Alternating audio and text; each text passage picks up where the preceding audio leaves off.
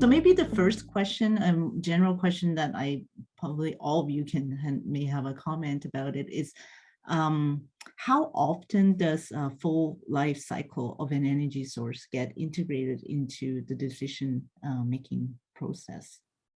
We keep talking about the different pros and cons, and right, emissions can come in different parts of this whole process. So does anyone want to get started? Maybe Vanessa, do you have a comment? Sure. Are we talking about the full life cycle costs or the full life cycle of the emissions? So we've got both, right? Like now, even emissions have an economic impact associated with that. Okay, so I'll take a stab at it. I'm not sure whether or not I'm the most knowledgeable speaker in this area, but it's definitely something that my organization considers when we're looking at potentially funding new technology development projects, is really understanding what that full life cycle of the emissions are. Right. So it's not just about once it's in its operating state, but really looking at it.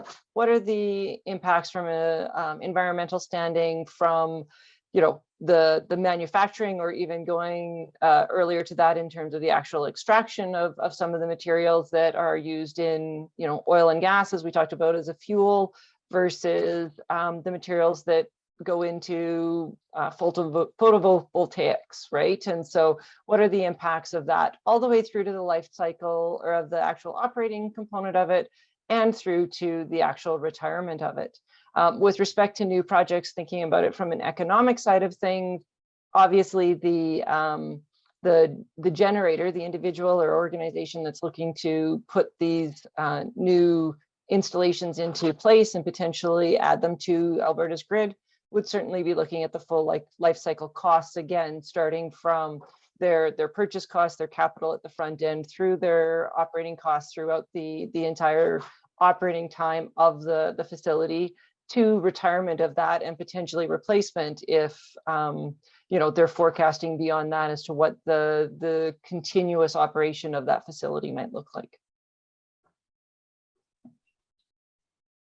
I can just maybe quickly add to that. I would suggest that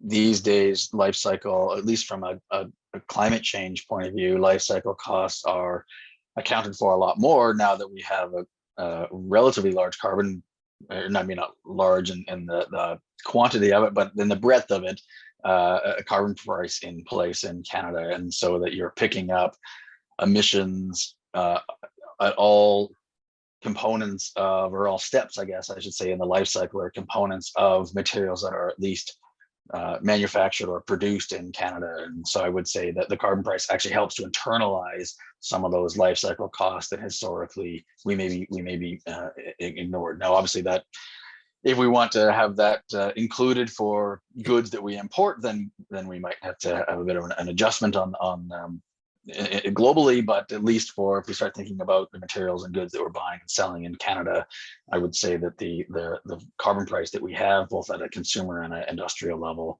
help to internalize some of those life cycle costs when we start making economic decisions about what technologies we're choosing.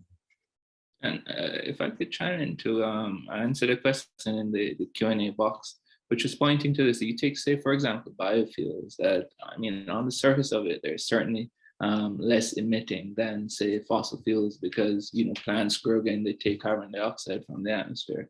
But something that's not considered a lot is that as you shift more towards producing crops for biofuels, in some places you end up clearing quite a bit of land in order to support these crops. You think about, I think the most glaring example now is Brazil, where there's a lot of encroachment into the Amazon in order to clear land, in order to grow crops, not just biofuels, but so you can find that you're growing crops for biofuels, which have low emissions. But if you're clearing the Amazon in order to make way for those crops, then you're introducing a lot more, or you're taking out an emission sink.